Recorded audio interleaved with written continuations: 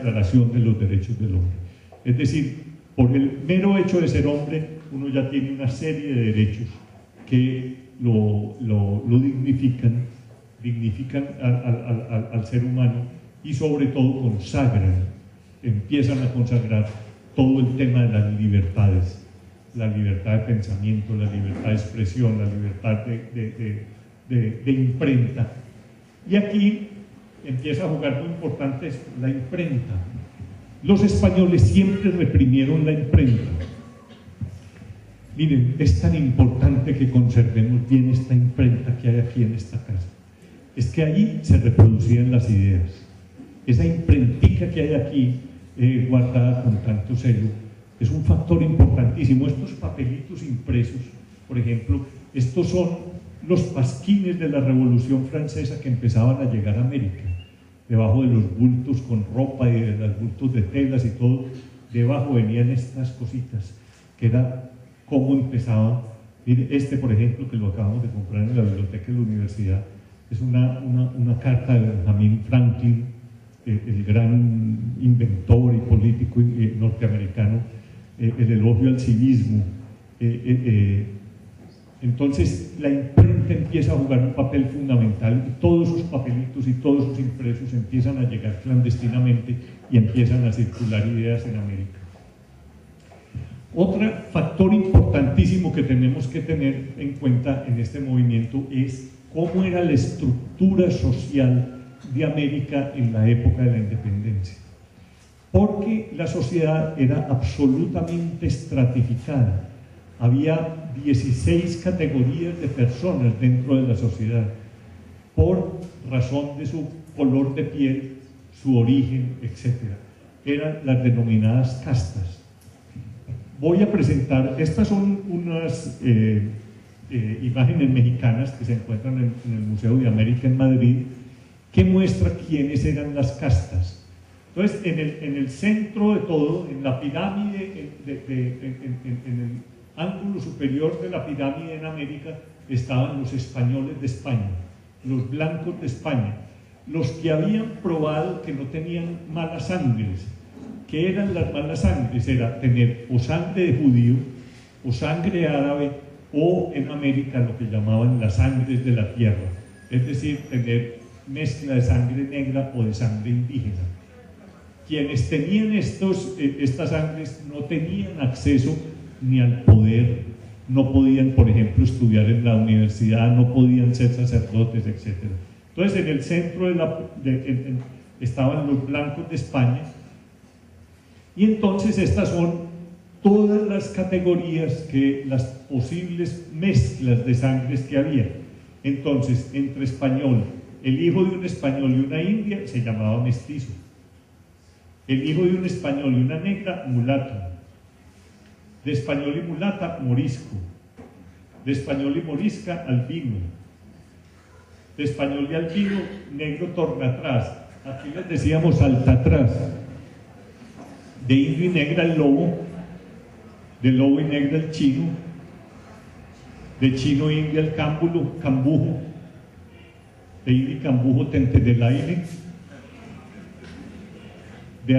este es arbarrazado india el barcino, del barcino india el campamulato, de indio y mestiza coyote, y más abajo todavía de esa categoría social los indios gentiles, es decir, los que no habían accedido todavía a la cultura occidental, y todavía más abajo en la pirámide los esclavos, que no eran considerados seres humanos.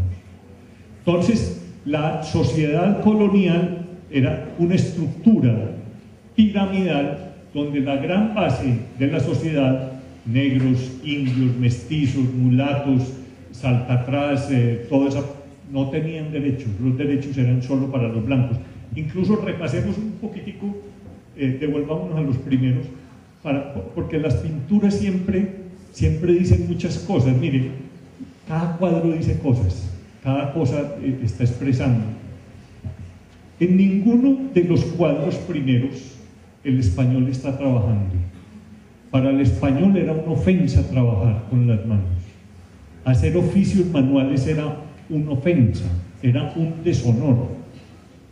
Hace poco leí una biografía de Velázquez, el gran pintor, el más grande pintor español, que quería ser caballero de la Orden de Santiago. Y para ser caballero de la Orden de Santiago, pues tenía que demostrar, primero, pureza de sangre, que no tenía malas sangres en sus ancestros. 4 generaciones para atrás no podía haber ni una gota de sangre distinta a la española. Pero tampoco podía ejercer oficios viles. Los oficios viles era trabajar con las manos, hacer oficios manuales. Entonces él prácticamente, Velázquez, el mayor pintor de España en la historia, tuvo que ocultar que era pintor para que le pudieran dar la Orden de Santiago. O cuando uno lee el Quijote, en las 1200 páginas del Quijote, el Quijote no trabaja un solo día. Un solo día. El que trabaja es Sancho. Sancho es el que puede trabajar y el que tiene que trabajar, pero él era don, es decir, de origen noble. La palabra don, de origen noble, eran los hidalgos, los que estaban en esa jerarquía superior, para que los otros les trabajaran, como Sancho. Por ejemplo, en Colombia, ¿por qué la capital es en Bogotá, en la sabana de Bogotá? Cuando llegó la conquista, a los españoles no les interesaba tanto la tierra, sino que les interesaba el oro y quién les trabajara. Y en la única parte a donde había lo que los antropólogos llaman un estado incipiente, era en la sabana de Bogotá, que era la cultura muisca o chibcha. Y por eso se sentaron allá, para que les trabajaran. ¿Cuál es la diferencia inmensa con Antioquia?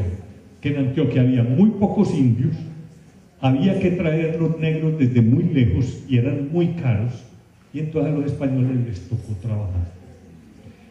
Acaba de salir un libro muy interesante que se llama Las primeras cartas de Indias, en donde un personaje de Santa Fe de Antioquia aparece en la carta en donde le escribe a un amigo en España, contándole pues todo lo que le pasó en el viaje, durante el viaje, que tuvo que vender el vestido para poder llegar a Santa Fe de Antioquia, etc. Y al final le dice al amigo, le pone una nota y le dice: y por favor, que mi familia no se vaya a enterar que he tenido que trabajar. Es decir, era la mayor ofensa. Entonces es muy interesante, y parte, la gran diferencia de Antioquia es que aquí había oro, pero no había ni indios ni negros, y entonces a los españoles les tocó trabajar. A tal punto que eso que era un antivalor lo volvimos el gran valor. Eso de trabajar, trabajar y trabajar, eso está en el fondo de toda nuestra cultura. A tal punto que asimilamos el trabajo al destino, que eso ya sí es una exageración. Hombre, conseguirle un trabajito a Juan Luis que se quedó sin destino, es que quedarse uno sin destino, quedarse sin trabajo es quedarse sin destino, es una cosa gravísima. Entonces miren, en estos cuadros el español nunca trabaja, pelea con la negra, miren, está peleando ahí pues con ella, pero no está trabajando. Aquí le está dando comida al hijo, aquí está contando plata, pero no está trabajando. Fíjense en que los que trabajan abajo, mira, ya son lo que llamaban las castas inferiores. Eso sí, ejercían trabajos manuales. Entonces los astres, los zapateros, etcétera, eran los mulatos, los mestizos, etcétera, etcétera.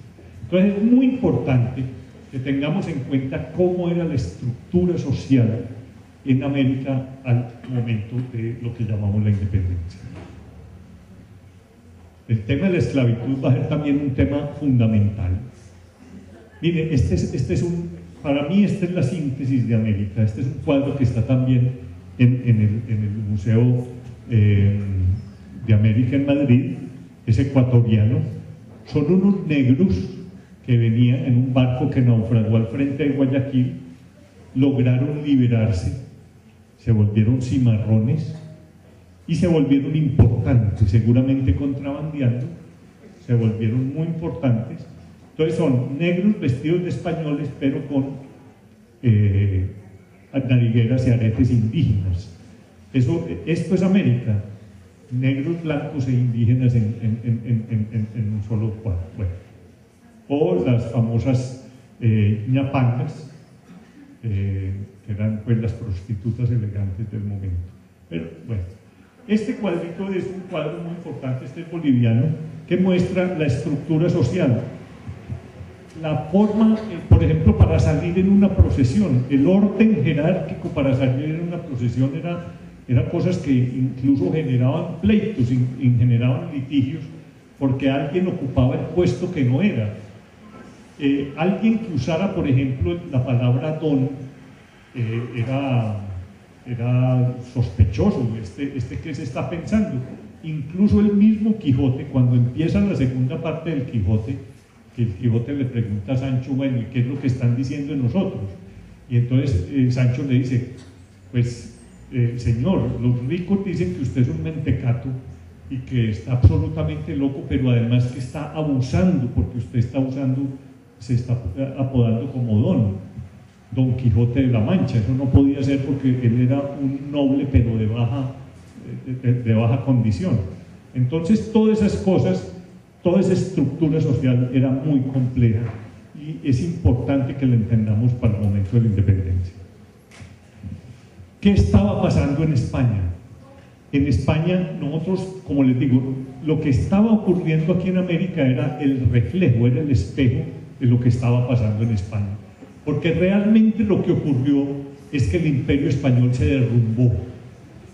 Esto está enmarcado dentro de lo que se llama en todo la decadencia de los imperios atlánticos. Y lo que realmente ocurrió en América es que este imperio, en donde no se ocultaba el sol, como decía Felipe II, que iba desde Filipinas, toda América, parte de África, buena parte de Europa, Holanda había sido parte del imperio español, Italia había sido parte del imperio español, etc. Ese imperio empieza a derrumbarse. Es muy interesante ver a través de los cuadros de Goya cómo empieza a cambiar el mundo español. Este es el primer Goya, es una España feliz, es una España de fines del siglo XVIII, una España en donde se encuentra la cultura popular, por ejemplo, la cultura popular, el toreo, las majas, el flamenco, todo eso empieza a ser reconocido, y Goya es un pintor de cartones. Estos cartones se usaban para fabricar grandes tapices, y esta es esa España que pinta Goya a fines del siglo XVIII, que es una España al aire libre, una España llena de alegría, una España picaresca, como les digo, donde se encuentran las majas, los toreros, etc. Y luego este personaje, que va a ser Carlos IV, que ya es la gran decadencia del imperio. Este señor se casa, ya Goya